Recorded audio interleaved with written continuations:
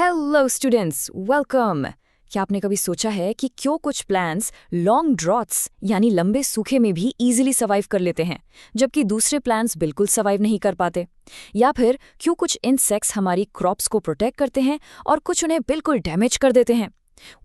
Nature की इस amazing mystery के पीछे ना एक बहुत ही फैसिनेटिंग साइंस छुपी हुई है। Okay, let's dive into this explainer. आज के सेशन में हम एनसीईआरटी क्लास 9 साइंस का एक बहुत ही इंटरेस्टिंग टॉपिक कवर करने वाले हैं, patterns in life, diversity and classification.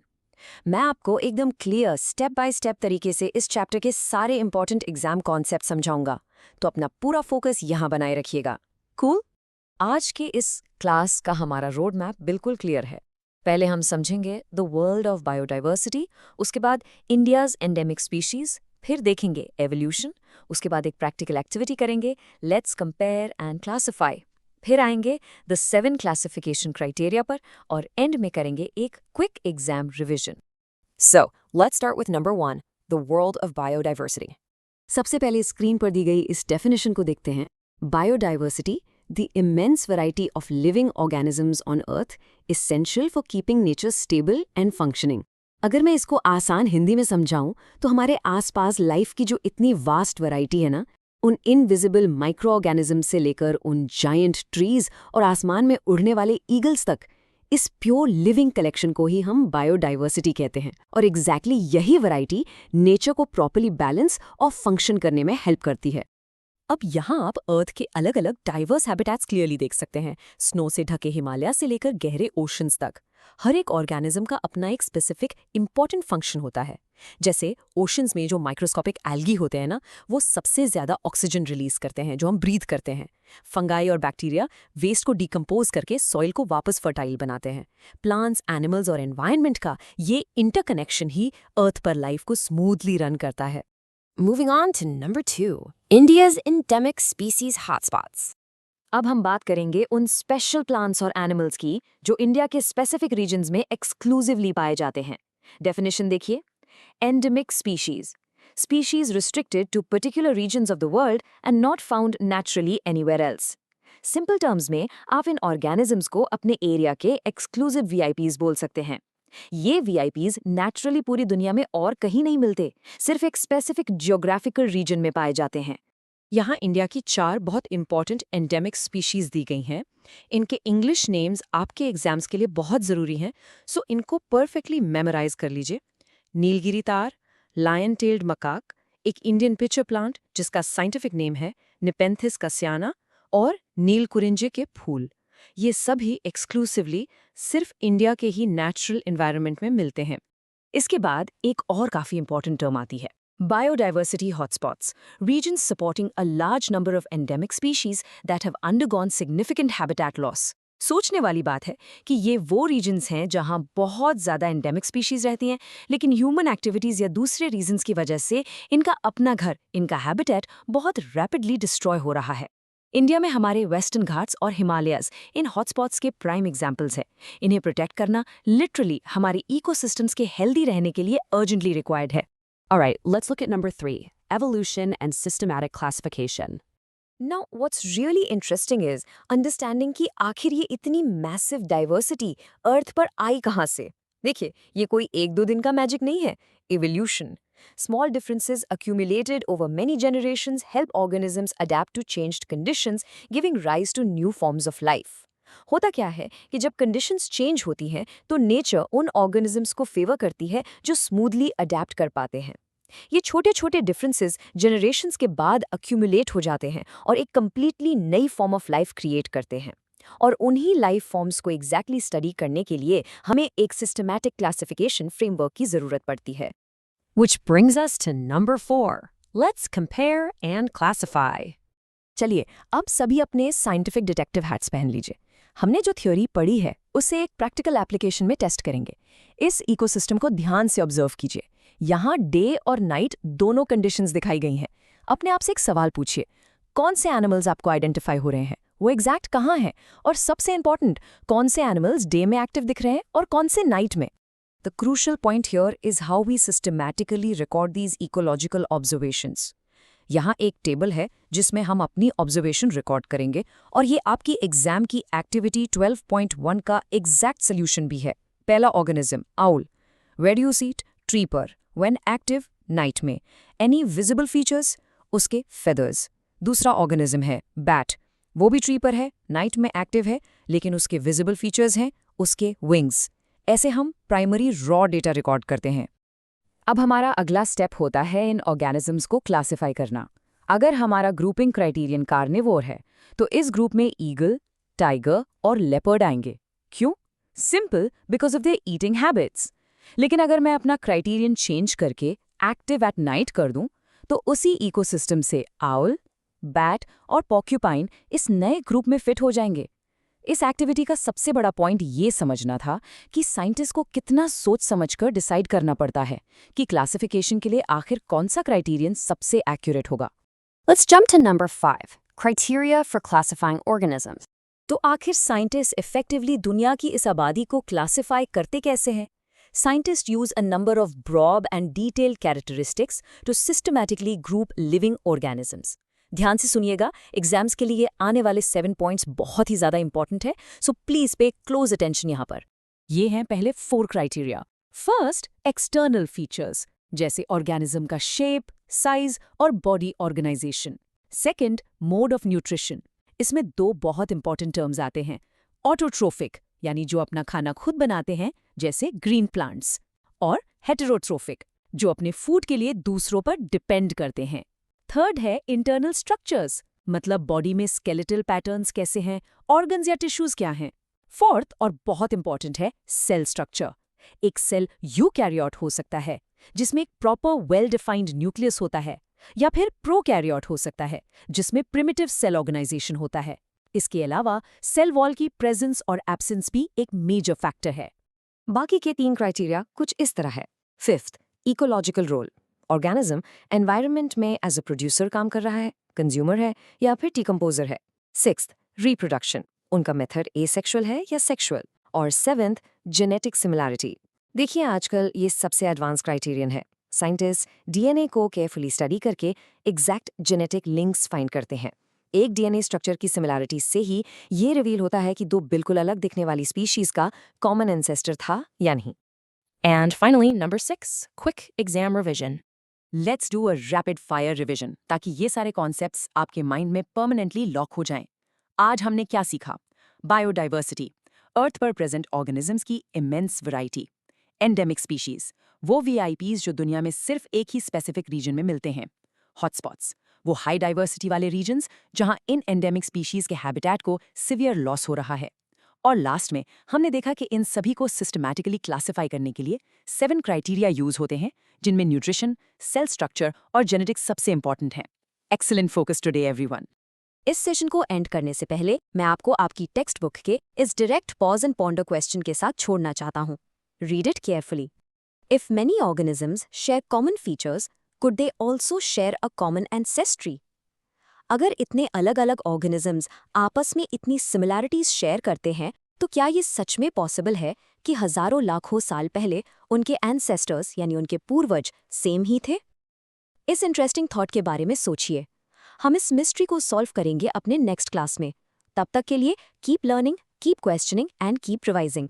आज के इस साइंस लेसन में आपका स्वागत है। मैं आपका होस्ट और एक तरह से आज आपका टीचर हूं, और आज हम क्लास 9th के एक एब्सोल्युटली क्रूशियल टॉपिक को ब्रेक डाउन करने वाले हैं। टॉपिक है बायोलॉजिकल क्लासिफिकेशन। बेसिकली हम देखने वाले हैं कि साइंटिस्ट्स नेचर को इतने सिस्टमैटिकली ऑर्गेनाइज कैसे करते हैं। ट्रस्ट मी, एक बार आपने इसका ब्लूप्रिंट समझ लिया ना, तो इस चैप्टर की एग्जाम प्रिपरेशन आपकी एकदम सॉलिड हो जाएगी। तो चलिए शुरू करते हैं। सबसे पहले एक छोटी सी सिचुएशन इमेजिन कीजिए। आप एक ऐसी ह्यूज लाइब्रेरी में वॉक कर रहे हैं जहां जमीन पर हजारों बुक्स रैंडमली स्कैटर्ड हैं। कोई रैक नहीं, कोई ऑर्डर नहीं, और वहां मैं आपसे कहूं कि आप मुझे चार्ल्स डार्विन की famous book on the origin of species ढूंढ कर दीजिए। आप कैसे ढूंढ लेंगे? It is basically a nightmare, right? जब तक बुक्स को उनके सब्जेक्ट्स या ऑथर्स के हिसाब से अरेंज ना किया जाए, उन्हें फाइंड करना ऑलमोस्ट इम्पॉसिबल है। और एग्जैक्टली यही प्रॉब्लम हमारे अर्थ के ऑर्गेनिजम्स के साथ भी होती है अगर प्रॉपर ऑर्गेनाइजेशन ना हो। नेचर में क्लासिफिकेशन की एक्चुअली ज़रूरत क्यों है, इसका एक रियल लाइफ एग्जाम्पल देखिए। अर्थ पर मिलियंस ऑफ ऑर्गेनिजम्स हैं। अगर हम सिर्फ इंडिया की ही बात करें तो यहाँ लगभग 1300 बर्ड स्पीशीज मिलती हैं। अभी आप सामने देखिए, अरुणाचल प्रदेश के पक्के टाइगर रिजर्व में ही आपको 4 अलग अलग स्पीशीज के हॉर्नबिल्स मिल जाएंगे। इन्हें प्रॉपर्ली आइडेंटिफाई करने और इनकी डीपली स्टडी करने के लिए साइंटिस्ट को एक प्रॉपर क्लियर सिस्टम की जरूरत पड़ती है। तो आज के लेसन का प्लान क्या है? हम शुरू करेंगे व्हाई डू वी क्लासिफाई से, फिर हम एक्चुअल कॉन्सेप्ट देखेंगे बायोलॉजिकल क्लासिफिकेशन एक्सप्लेन्ड में। उसके बाद हम अनलॉक करेंगे बहुत ही फेमस द 5 किंगडम्स मैप, फिर उन कॉन्सेप्ट्स को ट्रेसिंग टू रियल एग्जाम्पल्स के थ्रू वेरीफाई करेंगे, और फाइनली आपके टेस्ट्स के लिए एक क्विक एग्जाम रिविजन। ओके, तो आगे बढ़ते हैं अपने पहले और दूसरे सेक्शन की तरफ। Let us understand why we classify and what this biological classification is all about. पढ़ने से पहले मैं एग्जाम वाली डेफिनेशन बता दूं। Biological classification is the scientific system of grouping living organisms based on their similarities and और differences. तो इसका मतलब क्या है? सबसे क्रूशियल पॉइंट ये है कि हम ऑर्गेनिजम्स को ग्रुप आखिर करते कैसे हैं। हम चेक करते हैं उनकी सिमिलैरिटीज, यानी उनमें क्या फीचर्स एक जैसे हैं, और उनकी डिफरेंसेस, यानी वो एक दूसरे से अलग किस तरह से हैं। उसी बेसिस पर उन्हें कैटेगरीज में डिवाइड किया जाता है। ये एक कंप्लीटली साइंटिफिक सिस्टम है जिसे ग्लोबली फॉलो किया जाता है। अब एक एग्जाम टिप सुन लीजिए। ये 5 बेनिफिट्स आपसे डायरेक्टली पूछे जा सकते हैं। फर्स्ट, ये हमारी स्टडी को हाईली ऑर्गेनाइज्ड और सिस्टमैटिक बनाता है। सेकंड, इससे हमें उन सिमिलैरिटीज और डिफरेंसेस को क्लियरली समझने में हेल्प मिलती है। थर्ड, ये हमें एक्सप्लेन करता है कि ऑर्गेनिजम्स एक दूसरे से रिलेटेड कैसे हैं और नेचुरली कैसे इंटरैक्ट करते हैं। फोर्थ, अगर कल को कोई कंप्लीटली नया ऑर्गेनिज्म डिस्कवर होता है तो उसको आइडेंटिफाई और नेमिंग करने में यही सिस्टम काम आता है। और फिफ्थ, ये हमारी बायोडाइवर्सिटी कंजर्वेशन एफर्ट्स को स्ट्रांगली सपोर्ट करता है। इन पॉइंट्स को पक्का याद कर लीजिए। ऑल राइट, अब हम जंप कर रहे हैं इस चैप्टर के सबसे इंपॉर्टेंट हिस्से पर, द 5 किंगडम्स मैप। मैं आपको ये flow chart step by step तोड़कर समझाऊंगा ताकि ये लॉजिक आपके माइंड में फीड हो जाए। जब हम क्लासिफिकेशन स्टार्ट करते हैं तो सबसे पहला टेक्निकल क्राइटेरिया जो हम यूज करते हैं वो है सेल टाइप, यानी ऑर्गेनिज्म किस टाइप के सेल से बना है। लेफ्ट साइड में देखिए प्रोकैरियोट्स, इनका एक प्रिमिटिव न्यूक्लियस होता है और इनमें अनबाउंडेड मेम्ब्रेन होती है। वहीं राइट साइड पर है यूकैरियोट्स, जिनके पास एक प्रॉपर मेम्ब्रेन बाउंड न्यूक्लियस होता है। ये आपका सबसे पहला और सबसे बड़ा सेपरेशन पॉइंट है।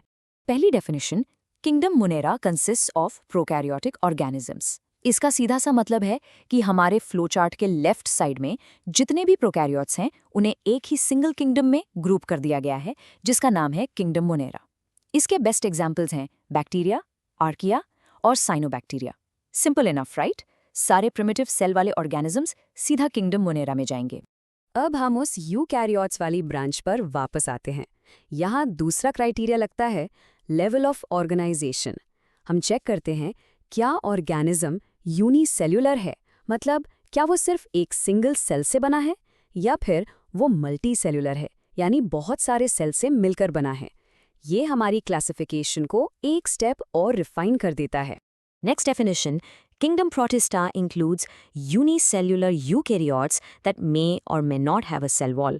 तो जो ऑर्गेनिजम्स सेल टाइप में यूकैरियोट हैं और ऑर्गेनाइजेशन में यूनिसेल्युलर हैं, उन सबको हम किंगडम प्रोटिस्टा में प्लेस करते हैं। अब इनमें सेल वॉल हो भी सकते हैं और नहीं भी। इसके क्लासिक एग्जाम्पल्स जो आपको अपने एग्जाम आंसर शीट में लिखने हैं वो है अमीबा और पैरामीशियम। चलिए अब नेक्स्ट स्टेप पर मूव करते हैं और देखते हैं मल्टी सेल्युलर ऑर्गेनिजम्स का क्या होता है। यहाँ आता है हमारा तीसरा क्राइटेरिया, सेल स्ट्रक्चर। हम देखते हैं कि ऑर्गेनिज्म में विद सेल वॉल वाला स्ट्रक्चर है या फिर organism completely without cell wall है। ये फिजिकल फीचर बाकी बचे हुए किंगडम्स का रास्ता डिसाइड करेगा। अब हम आते हैं अगले सेक्शन पर, ट्रेसिंग टू रियल एग्जाम्पल्स। जो फ्लोचार्ट हमने अभी प्रैक्टिकली डिस्कस किया उसे रियल एग्जाम्पल्स पर अप्लाई करके देखते हैं। इससे कॉन्सेप्ट्स एकदम क्लियर हो जाएंगे। ध्यान दीजिए, अब हम उन ऑर्गेनिजम्स को कंपेयर कर रहे हैं जिनकी सेल वॉल होती है। एक तरफ है किंगडम फंगाई, जिनकी सेल वॉल चिटिन की बनी होती है। इनका मोड ऑफ न्यूट्रिशन हेटेरोट्रॉफिक होता है और ये एनवायरनमेंट में डीकंपोजर्स का रोल प्ले करते हैं। बेस्ट एग्जाम्पल्स हैं मशरूम और यीस्ट।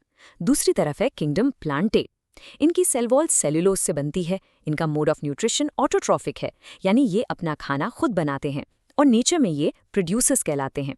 एग्जाम्पल्स हैं मॉसिस और रोजेस। अपने एग्जाम के लिए ये exact English technical terms chitin, cellulose, heterotrophic और ऑटोट्रॉफिक, इन्हें ठीक से नोट कर लीजिए।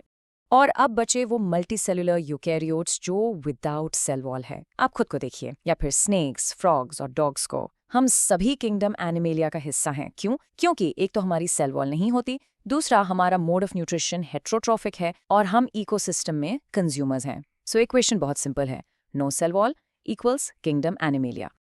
फंटास्टिक! आपने ऑफिशियली सारे 5 किंगडम्स अपने माइंड में मैप कर लिए हैं।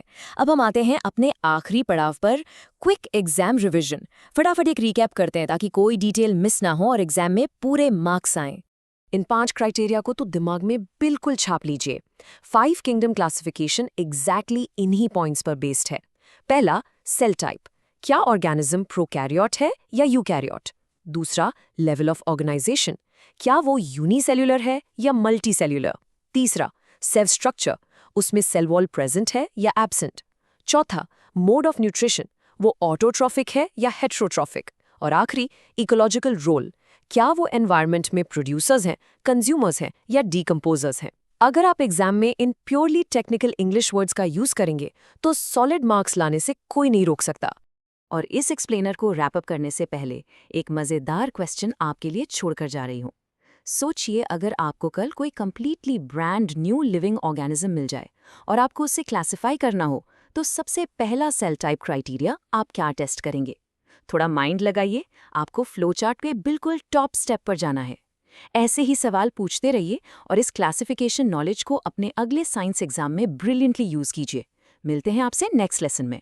Hello students, welcome to today's explainer on diversity in living organisms. आज हम फोकस करेंगे फंजाई और प्लांटी पर।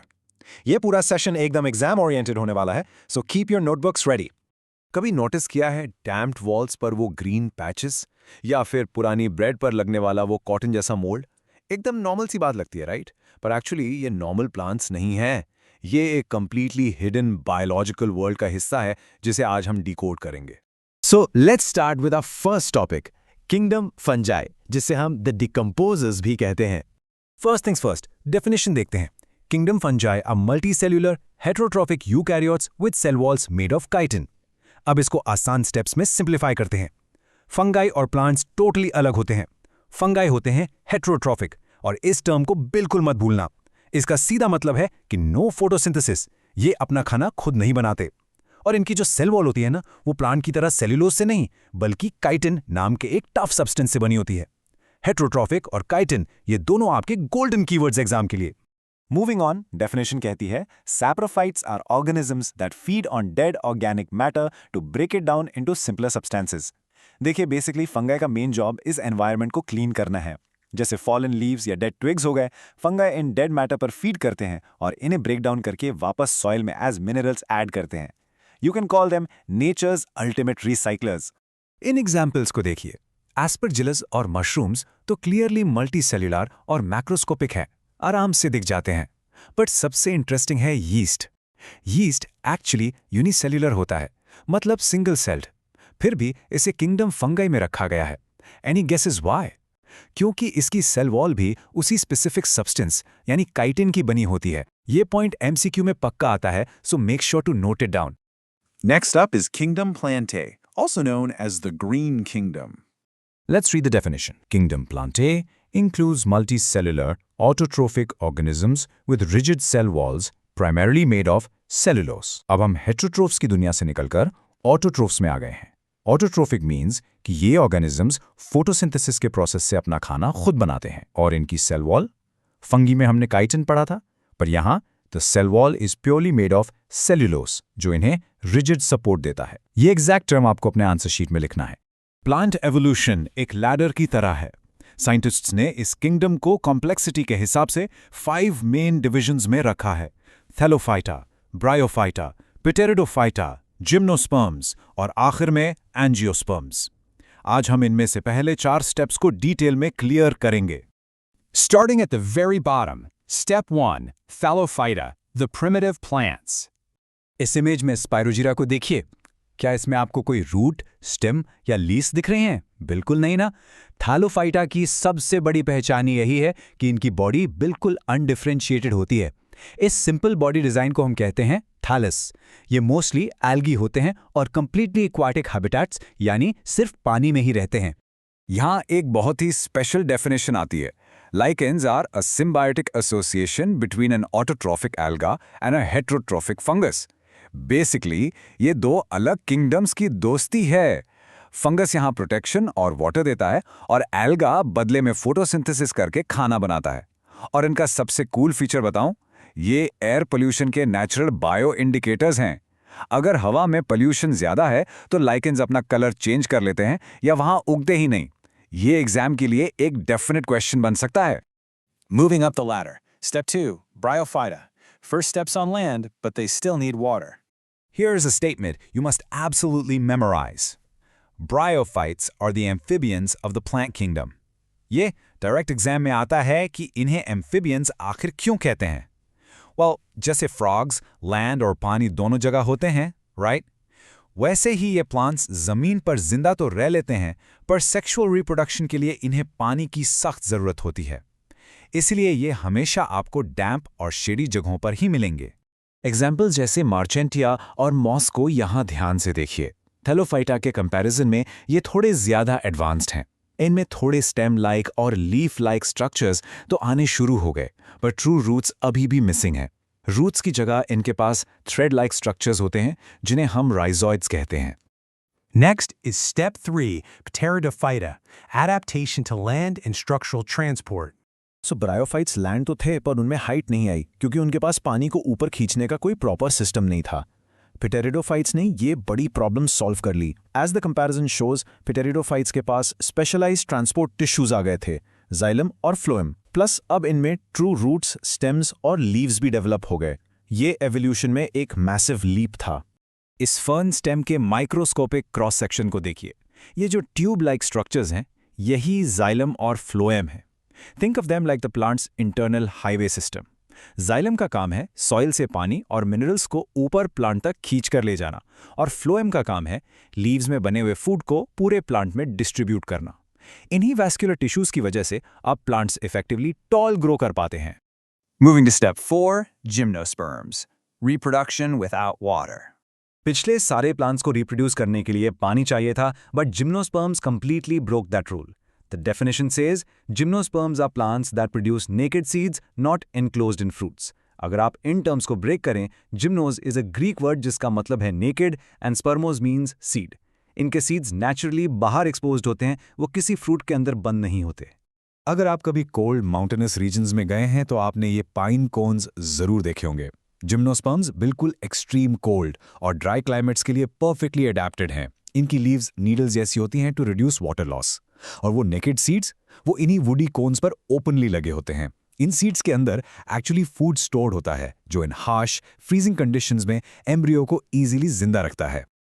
Wow, we covered a lot today. Let's do a quick revision summary.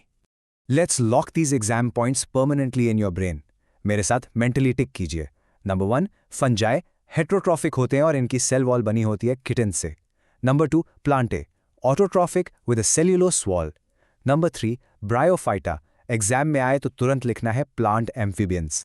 Number 4, pteridophyta, ये फर्स्ट प्लांट्स हैं जिसमें जाइलम एंड फ्लोएम आए।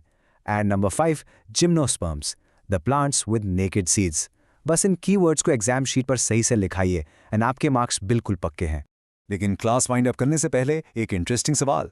How exactly do these naked seeds of gymnosperms help them survive extreme cold और dry regions? अगर fruit जैसी कोई extra protective layer नहीं है तो बेचारा सीड उन फ्रीजिंग टेम्परेचर में जिंदा कैसे बचता है? Think about it. ये क्यूरियोसिटी आपको नेक्स्ट पार्ट में हेल्प करेगी जब हम प्लांट किंगडम का फाइनल स्टेप एंजियोस्पर्म्स एक्सप्लोर करेंगे। आज के इस एक्सप्लेनर के लिए बस इतना ही। Keep learning and stay curious. Hello students, welcome to the class. आज हम एक बहुत ही मजेदार और एग्जाम्स के लिए एब्सोल्युटली क्रूशियल टॉपिक समझने वाले हैं, प्लांट एंड एनिमल किंगडम की क्लासिफिकेशंस। तो बिना टाइम वेस्ट किए चलिए शुरू करते हैं। लेकिन आगे बढ़ने से पहले एक छोटा सा सवाल सोचिए। कुछ प्लांट्स सिर्फ वाटर में आराम से थ्राइव करते हैं, है ना? लेकिन जो टॉलर प्लांट्स होते हैं उन्हें जिंदा रहने के लिए स्पेशलाइज्ड ट्रांसपोर्ट टिश्यूज की जरूरत क्यों पड़ती है? ये एवोल्यूशन और अडेप्टेशन की एक ऐसी मिस्ट्री है जिसे आज हम मिलकर सॉल्व करेंगे। आज के इस एक्सप्लेनर में हम कवर करेंगे the mystery of diversity, the plant kingdom conquers land, plants with covered seeds, उसके बाद the animal kingdom basics, evolving animal body designs और आखिर में एक क्विक एग्जाम रिविजन। तो फोकस बनाए रखिए। Section 1, the mystery of diversity. चलिए देखते हैं कि अलग अलग प्लांट ग्रुप्स अपने सर्वाइवल चैलेंजेस को कैसे टैकल करते हैं। एग्जाम के लिए टेबल लिटरली एक गेम चेंजर है। सबसे पहले थैलोफाइटा। इनकी बॉडी थैलस जैसी होती है, जिससे वाटर और न्यूट्रिएंट्स का इजी एब्जॉर्प्शन होता है। फिर आते हैं ब्रायोफाइटा। ये लैंड कॉलोनाइज तो करते हैं, पर इन्हें मॉइस्चर चाहिए, इसीलिए इन्हें प्लांट एम्फीबियंस भी कहा जाता है। और तीसरे हैं टेरिडोफाइटा। इनके पास ट्रू रूट्स और स्टेम्स होते हैं, और सबसे खास बात वैस्कुलर टिश्यूज। ये टिश्यूज फूड और वाटर को प्लांट में हर जगह ट्रांसपोर्ट करते हैं। Section 2, the plant kingdom conquers land. अब देखते हैं plants ने properly land पर कैसे कब्जा किया। टेरिडोफाइटा डेफिनेशन कहती है plants possessing true roots, stems and leaves with specialized vascular tissues, xylem and phloem for transporting water and food but requiring water for reproduction. इसका सिंपल मतलब क्या है? इनके पास प्रॉपर रूट्स और लीव्स तो हैं, और सबसे important exam keywords vascular tissues यानी जाइलम और फ्लोएम भी हैं।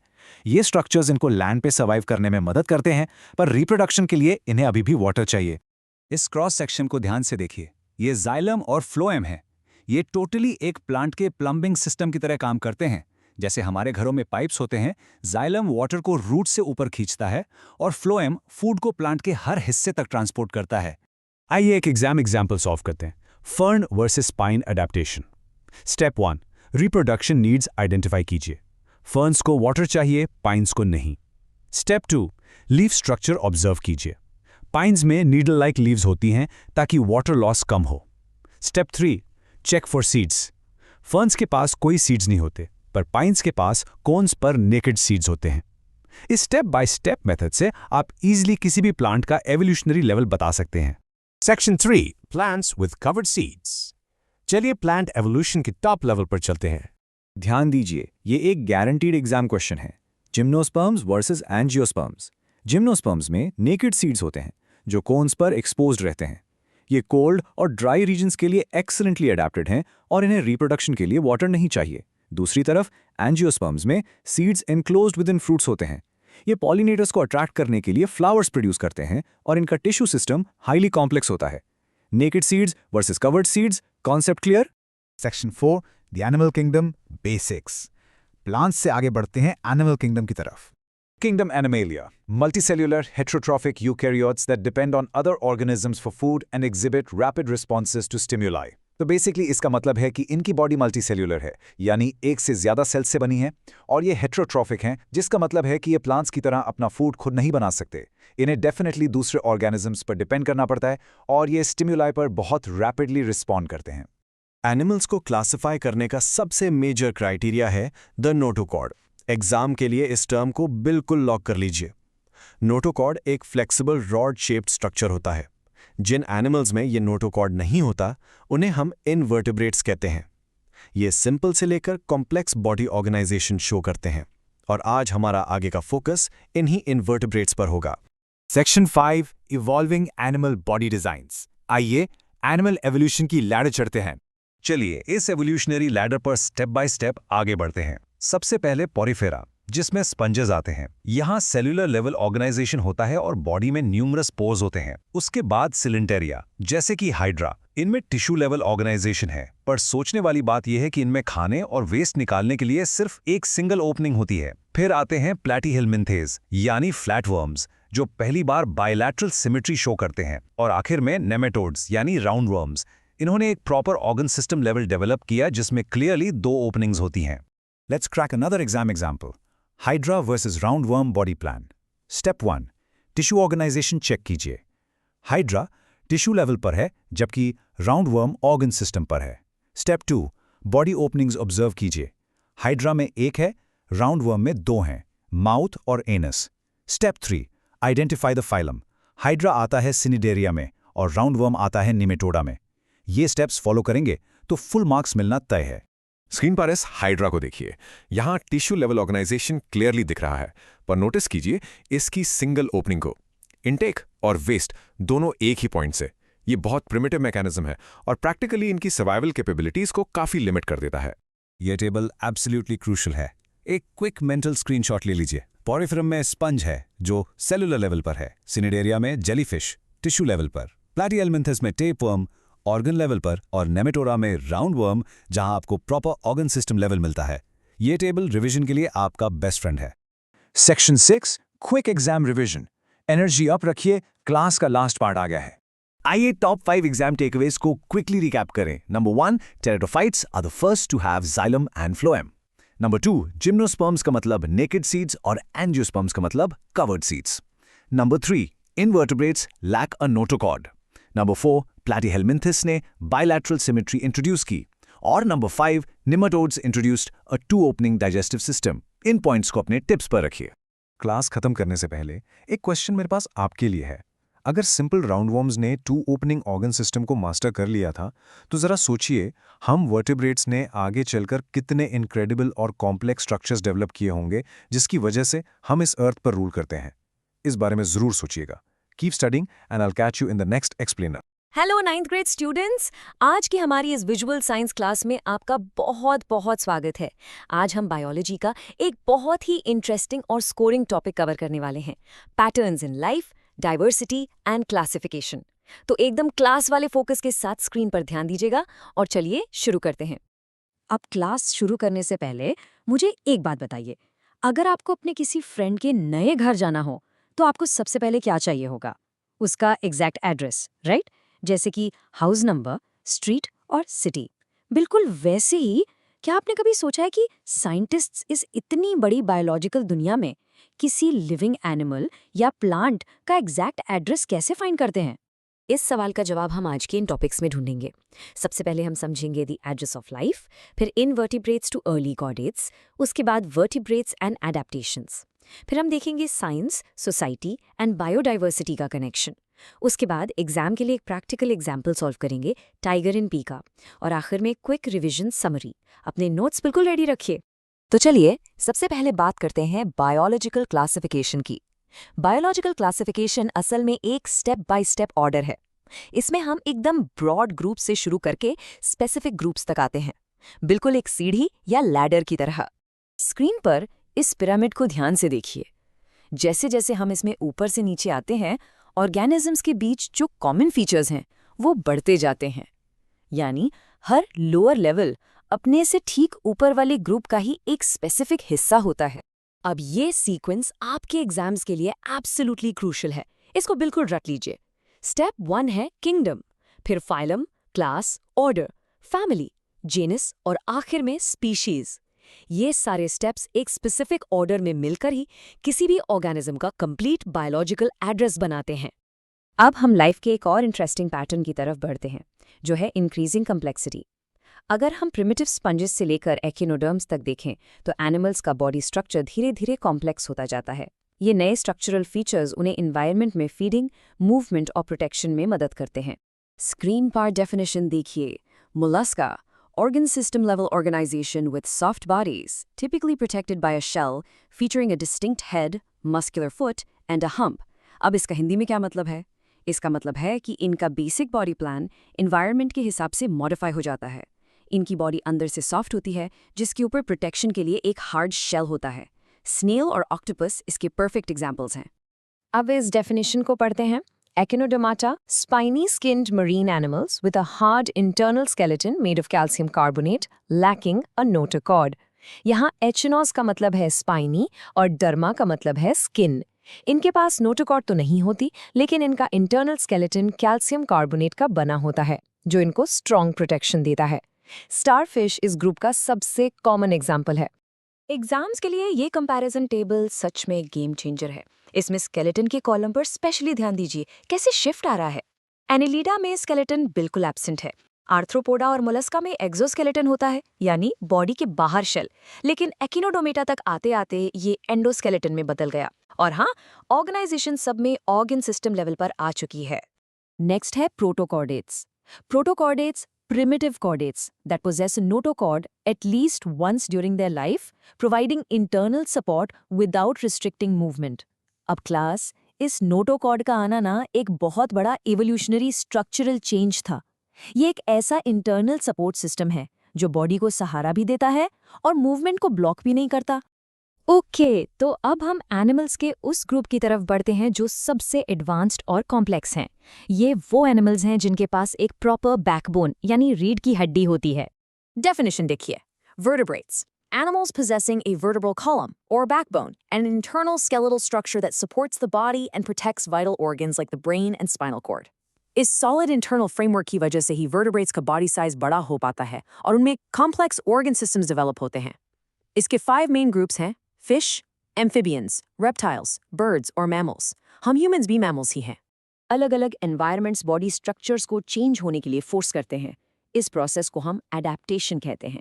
जैसे फिश को पानी में मूव और ब्रीथ करने के लिए फिन्स और गिल्स चाहिए। बर्ड्स हवा में उड़ सकें इसलिए उनमें फेदर्स और हॉलो बोन्स आते हैं। पोला बेयर्स एक्सट्रीम कोल्ड में जिंदा रहने के लिए फैट स्टोरेज और थिक फर का यूज करते हैं। और मैमल्स में अपने बच्चों के सर्वाइवल को इम्प्रूव करने के लिए मैमरी ग्लैंड्स डेवलप हुई हैं। अब आप सोच रहे होंगे सर ये सब एनिमल फीचर्स और क्लासिफिकेशन ठीक है, बट इसका हमारी सोसाइटी से क्या कनेक्शन है? तो चलिए मैं आपको बताती हूँ कि ये डाइवर्स फ्लोरा और फौना असल में डिजास्टर से ह्यूमन लाइफ को कैसे प्रोटेक्ट करते हैं। इन पॉइंट्स को समझना बहुत ज़रूरी है। बायोडाइवर्सिटी सिर्फ जानवरों और पेड़ पौधों के बारे में नहीं है, ये ह्यूमंस के लिए एक प्रोटेक्टिव शील्ड है। फिजिकल बैरियर की बात करें तो मैंग्रोव फॉरेस्ट ने 1999 के ओडिशा सुपर साइक्लोन में ह्यूमन डिस्ट्रक्शन को ड्रास्टिकली कम किया था। बायोलॉजिकल बैरियर में हाई बायोडाइवर्सिटी मंकी फीवर जैसी बीमारियों को रोकती है क्योंकि वायरसेस अलग-अलग होस्ट एनिमल्स के अंदर रेप्लिकेट नहीं कर पाते। और chemical barrier, soil micro organisms हमारे एनवायरनमेंट के पोल्यूटेंट्स को ब्रेक डाउन करके पूरी वाटर क्वालिटी को प्रोटेक्ट करते हैं। है ना अमेजिंग? तो थ्योरी हो गई, अब टाइम है एक प्रैक्टिकल का। एग्जाम में जैसे डायरेक्टली क्लासिफिकेशन पूछी जाती है, हम बिल्कुल वैसे ही 2 एग्जाम्पल सॉल्व करेंगे। मैं चाहता हूं कि आप लोग स्क्रीन पर इस एग्जैक्ट हायरार्की को मेरे साथ ट्रेस करें। यहाँ हम टाइगर और पी प्लांट को कंपेयर कर रहे हैं। टाइगर का एड्रेस देखिए, शुरू होता है किंगडम एनिमेलिया से, फिर फाइलम कॉर्डाटा, क्लास ममेलिया और एंड होता है स्पीशीज पी टिग्रिस पर। वहीं दूसरी तरफ पी प्लांट का एड्रेस किंगडम प्लांटे से लेकर स्पीशीज पी सैटिवम तक जाता है। एग्जाम में एग्जैक्टली यही सीक्वेंस और नाम आपको फुल मार्क्स दिलाएगा। इसका स्क्रीनशॉट ले लीजिए या नोट कर लीजिए। ओके क्लास, सेशन खत्म करने से पहले एक क्विक रिवीजन समरी करते हैं ताकि आज जो भी फोकस के साथ पढ़ा है वो एग्जाम में याद रहे। पेन और पेपर निकाल लीजिए। ये रहे आपके की एग्जाम टेकअवेज। नंबर 1, क्लासिफिकेशन हमेशा एक step by step order follow करता है, किंगडम से स्पीशीज तक। नंबर 2, मोलस्का के पास शेल्स के साथ सॉफ्ट बॉडीज होती हैं और एकाइनोडर्माटा का स्केलेटन इंटरनल कैल्शियम कार्बोनेट का होता है। नंबर 3, प्रोटोकॉर्डेट्स में सपोर्ट के लिए पहली बार नोटोकॉर्ड का अपीयरेंस देखा गया। नंबर 4, वर्टिब्रेट्स के पास एक प्रॉपर वर्टिब्रल कॉलम होती है जो ब्रेन और स्पाइनल कॉर्ड को बचाती है। और फाइनली, एनिमल डाइवर्सिटी हमारी सोसाइटी के लिए एक फिजिकल, बायोलॉजिकल और केमिकल बैरियर की तरह काम करती है। क्लास के एंड में मैं आपको एक सवाल के साथ छोड़ना चाहती हूँ। एक साइंटिस्ट की तरह सोचिए, अगर कल अचानक हमारा एनवायरनमेंट कंप्लीटली चेंज हो जाए तो ह्यूमंस या बाकी एनिमल्स सर्वाइवल के लिए कौन से नए स्ट्रक्चरल अडेप्टेशंस डेवलप करेंगे? इस बारे में ज़रूर सोचिएगा। आज की इस विजुअल साइंस क्लास में जुड़ने के लिए बहुत बहुत थैंक यू।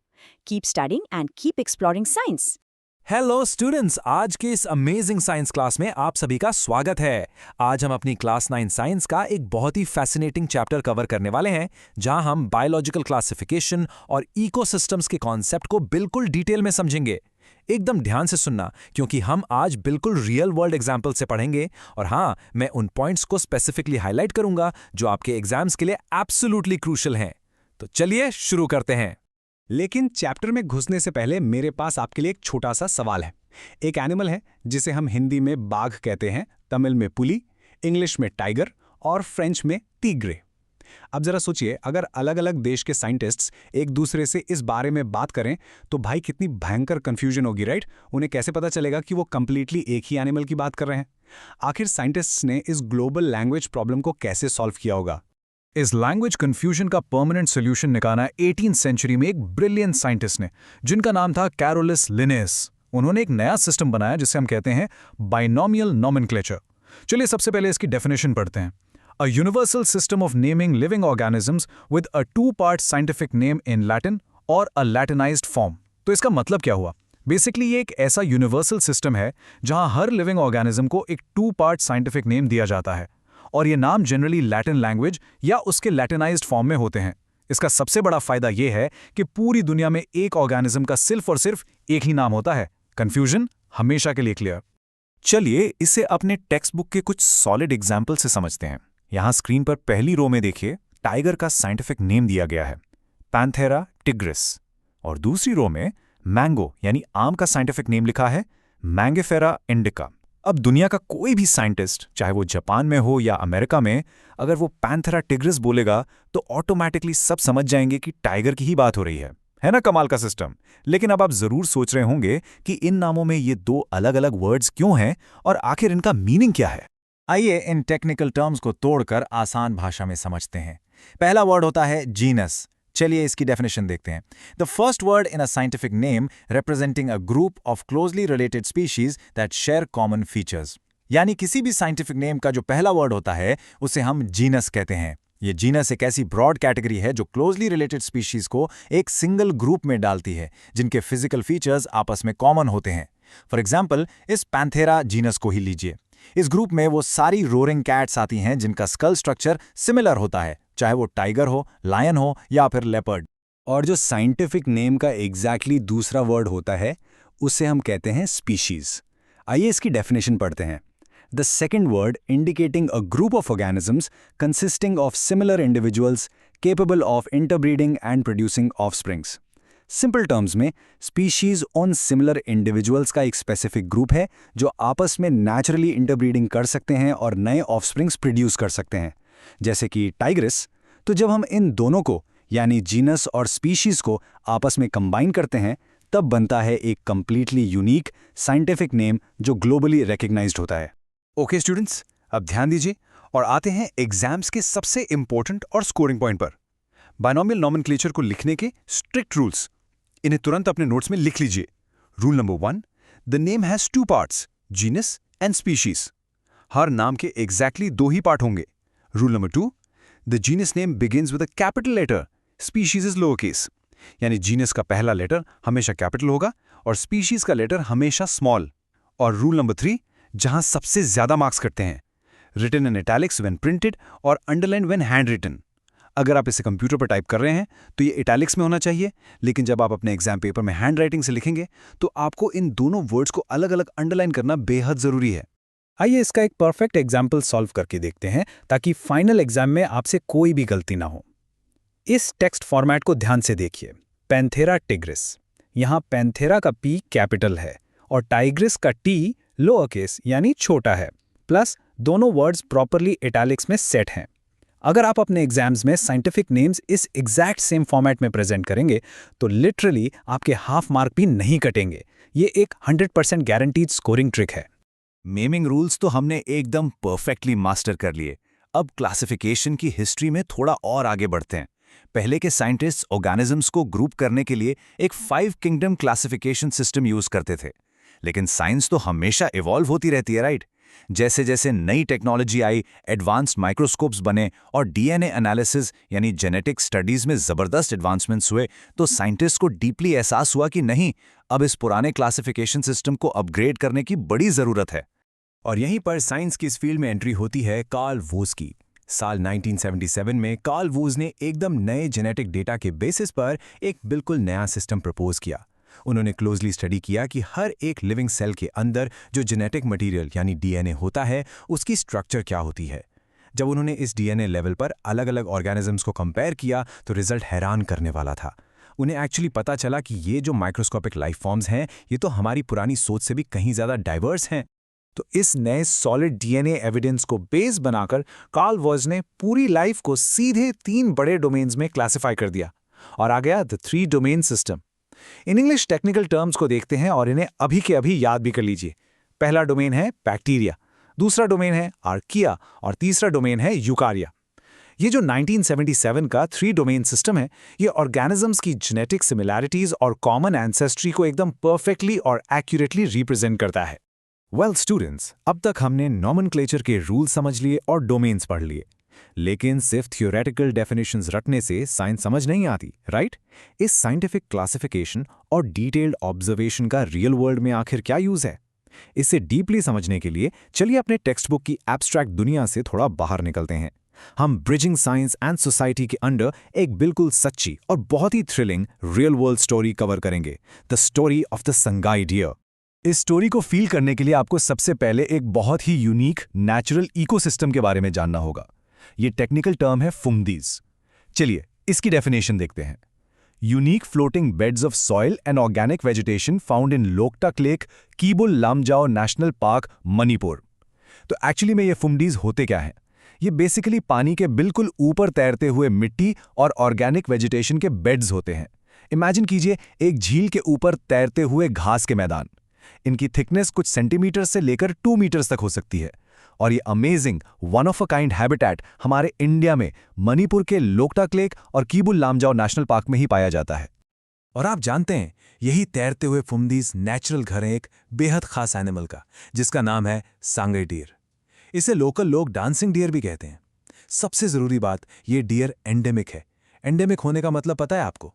इसका मतलब ये कि पूरी दुनिया में और कहीं नहीं मिलता, सिर्फ और सिर्फ इसी एक स्पेसिफिक जगह पर, इन्हीं मणिपुर के फ्लोटिंग फुमदीज पर पाया जाता है। इनकी पूरी लाइफ साइकिल इसी छोटे से रिस्ट्रिक्टेड हैबिटेट में गुजरती है। पर क्या आपको पता है कि इस एंडेमिक डियर की कहानी में एक बहुत बड़ा, ऑलमोस्ट हार्ट ब्रेकिंग ट्विस्ट आया था? साल 1951 में साइंटिस्ट्स और गवर्नमेंट ने ऑफिशियली डिक्लेयर कर दिया था कि सांगाई डियर अब एक्सटिंक्ट हो चुका है, यानी कि ये पूरी तरह दुनिया से हमेशा के लिए खत्म हो गया है।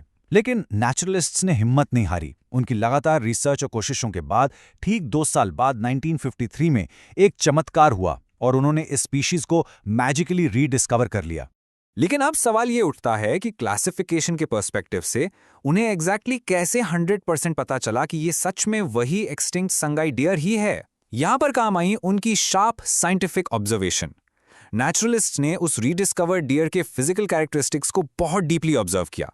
उन्होंने आइडेंटिफाई किया कि इस डियर के हूव्स यानी खुर इन फुमडीज पर चलने के लिए स्पेसिफिकली अडेप्टेड हैं और उसकी बॉडी पर बिल्कुल खास इलोंगेटेड पैटर्न्स हैं।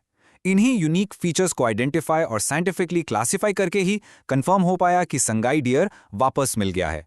एंडेमिक स्पीशीज मिराकुलसली रीडिस्कवर तो हो गए, लेकिन स्टूडेंट सच्चाई ये है कि इस स्पीशीज पर से खतरा अभी पूरी तरह टला नहीं है। एग्जाम्स और रियल लाइफ अंडरस्टैंडिंग के लिए इन करंट कॉन्जर्वेशन थ्रेट्स को समझना आपसे एब्सोल्युटली एक्सपेक्टेड है। ध्यान दीजिए, पहला पॉइंट, इनका नेचुरल घर यानी फुमदीज तेजी से डीजेनरेट हो रहे हैं। दूसरा बड़ा थ्रेट, संघाई डियर को अभी भी IUCN रेड डेटा लिस्ट में एक एंडेंजर्ड स्पीशीज के रूप में क्लासिफाई किया गया है। और तीसरा पॉइंट, इस तेजी से बढ़ते हैबिटेट लॉस की वजह से आगे चलकर इस डियर की बची हुई छोटी सी पॉपुलेशन पर बहुत ही सिवियर और नेगेटिव इफेक्ट पड़ेगा।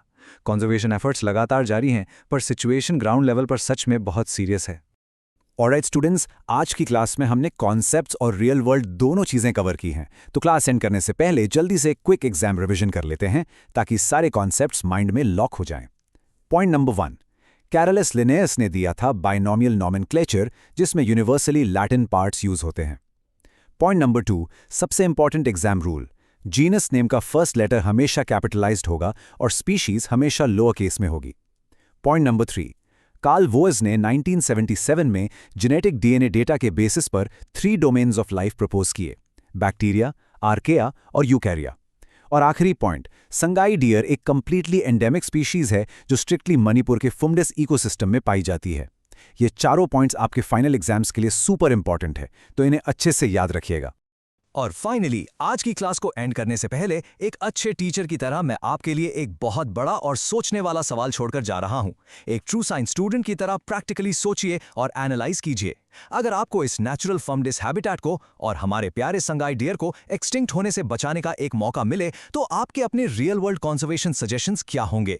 अपने सारे इनोवेटिव आइडियाज और सॉल्यूशंस मुझे अभी नोट्स में लिखकर बताइए। इस टॉपिक को अपने टेक्स्ट बुक से आगे भी रिवाइज कीजिए और एग्जाम्स के लिए जमकर तैयारी करते रहिए। मिलते हैं आपसे नेक्स्ट फैसिनेटिंग साइंस क्लास में। तब तक के लिए keep observing and keep learning. नमस्कार दोस्तों, वीडियो बंद मत करो।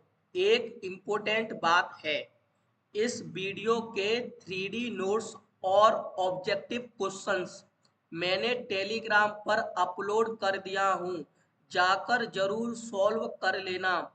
और नेक्स्ट वीडियो किस टॉपिक पर चाहिए कमेंट बॉक्स में बता देना। जय हिंद, जय भारत।